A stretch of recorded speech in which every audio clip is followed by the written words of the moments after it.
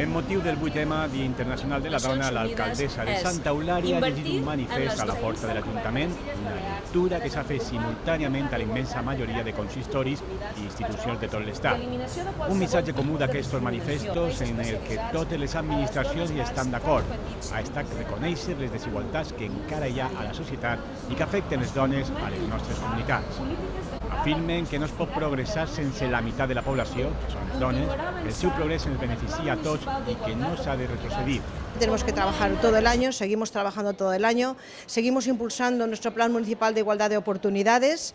Hemos instado a varios organismos para que sigan también el ejemplo de muchos municipios y sigan aprobando sus planes municipales de igualdad de oportunidades. Vamos avanzando mucho en lo que es la igualdad, pero lo importante es no dar ningún paso hacia atrás.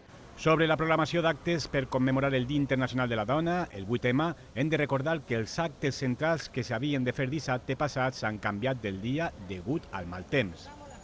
Així, a partir de les 5:30 de la tarda d'aquest divendres, dia 15, es faran dues activitats a Salamera, la iniciativa de dansa Dones en Moviment i una activitat de pintura en viu per homenatjar les dones a càrrec dels alumnes de l'Escola d'Art.